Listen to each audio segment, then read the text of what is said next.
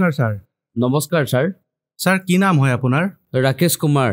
ৰাকেশ, আপুনি ক'ৰ পৰা আহিছে? বৰৱালা দিল্লী 39ৰ পৰা আহিছোঁ মই। ছাৰ, সন্ত ৰামপালদেৱ মহাৰাজৰ পৰা আপুনি নাম দীক্ষা কেতিয়া ল'লে? 2014 মে' মাহত লৈছিলোঁ। ছাৰ, সন্ত ৰামপালদেৱ মহাৰাজৰ পৰা নাম দীক্ষা লোৱাৰ আগত আপুনি কিবা ভক্তি সাধনা কৰিছিলনে? হয়, মই বহুত দেৱী দেৱতাৰ পূজা কৰিছিলোঁ আৰু 5 ঘণ্টা মই বহি আছিলোঁ চাকিৰ সন্মুখত।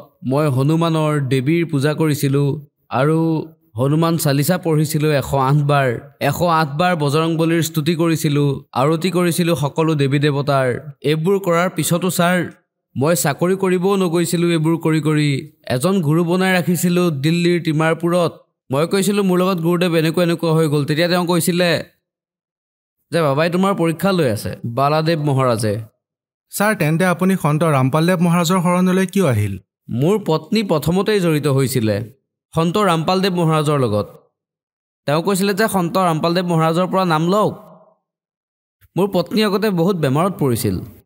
তেওঁৰ পেটৰ বিষ, জ্বৰ আৰু পাথৰো আছিলে তেওঁৰ। সন্ত ৰামপালদেৱ মহাৰাজৰ পৰা তেওঁ নাম ল'লে। নাম লোৱাৰ পাছত তেওঁৰ বহুত সুস্থ হৈ গ'ল।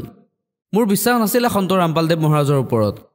এওঁতো সকলো দেৱী দেৱতাৰ পূজা কৰিবলৈ বাধা দিয়ে, গতিকে কি লাভনো? তেওঁতো পূৰ্বপুৰুষৰ বিৰুদ্ধে যায়। তাৰ পাছত জ্ঞান গংগা পঢ়িলোঁ মই। তাত এইটো লিখা আছিলে যে 70টা জন্ম কুকুৰৰ হ'ব, যিয়ে বিড়ি চিগাৰেট পান কৰে, মদ খায়, আৰু 70টা জন্ম তেওঁ গাধৰ ল'ব। মই 8-10টামান পেজ পঢ়িলোঁ আৰু ভাবিলোঁ এবাৰ চায়েই আহোঁ মই। সতলোক আশ্ৰম বৰৱালাৰ ৰাতি 11 বজাত গৈ পালোঁ। পিছদিনা সন্ত ৰামপালদেৱ মহাৰাজৰ সৎসংগ আছিলে। মই সেই সৎসংগ চালোঁ। সন্ত ৰামপালদেৱ মহাৰাজৰ পৰা নাম ল'লোঁ। ছাৰ, সন্ত ৰামপালদেৱ মহাৰাজৰ পৰা নাম দীক্ষা লোৱাৰ পিছত আপুনি কিবা লাভপ্ৰাপ্ত কৰিলেনে? হয়, মোৰ বহুত লাভপ্ৰাপ্ত হ'ল।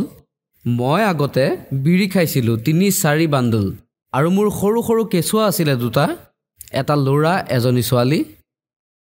দুয়োটাই শপত দি দিছিলে মোক। সিহঁতে মোৰ হাতৰ পৰা বিড়ি লৈ ভাঙিও পেলাইছিলে। দেউতাই এয়া এৰি দিয়া বেয়া বস্তু।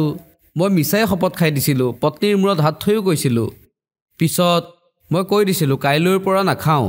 বিড়ি এৰাৰ পাছত মই চিগাৰেট খাবলৈ আৰম্ভ কৰি দিলোঁ। আগতে মই মদো খাইছিলোঁ, মাংস, গুটখা এইবোৰো খাইছিলোঁ মই। যেতিয়া সন্ত ৰামপালদেৱ মহাৰাজৰ পৰা মই নাম ল'লোঁ, তেতিয়া এই সকলোবোৰ বাদ দিলোঁ মই ছাৰ।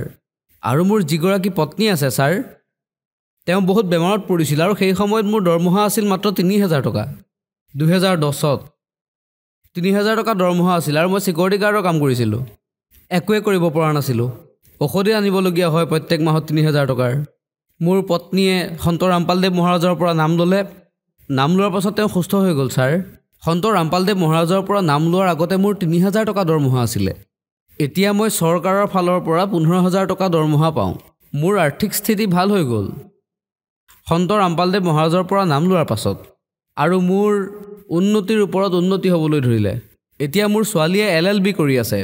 92000 টকা বছৰৰ ফিজ দিব লাগে তাইৰ, আৰু 22000 টকা ল'ৰাটোৰ ফিজ দিব লাগে। সি ইঞ্জিনিয়াৰিং কৰি আছে। আৰু আজি মোৰ কাকো পইচা খোজাৰ প্ৰয়োজনেই নহয়। সন্ত ৰামপালদেৱ মহাৰাজৰ কৃপাত বৰ্তমান সমস্ত পৰিয়াল সুখত আছোঁ। এতিয়া 4জন সদস্যৰ না কিবা বেমাৰ আছে, আৰু আৰ্থিক স্থিতি আমাৰ বহুত ভাল হৈ গ'ল। ছাৰ, আপুনি সন্ত ৰামপালদেৱ মহাৰাজৰ পৰা নাম দীক্ষা লোৱাৰ পিছত লাভেই লাভ পালে। গতিকে যিসকল দৰ্শকে আপোনাক চাই আছে, তেওঁলোকক আপুনি কি ক'ব? মই তেওঁলোকক এইটোৱে কওঁ ছাৰ, সন্ত ৰামপালদেৱ মহাৰাজৰ পৰা নাম লওক আৰু নিজৰ কল্যাণ কৰাওক। যেনেকৈ মই দুখী আছিলোঁ, বৰ্তমান মই বহুত সুখত আছোঁ। এনেকৈ আপোনালোকো সুখী হৈ যাব। ছাৰ, সন্ত ৰামপালদেৱ মহাৰাজৰ পৰা নাম দীক্ষা কেনেকৈ ল'ব পাৰি? সাধনা চেনেলত সন্ধিয়া 7:30 বজাত আহে।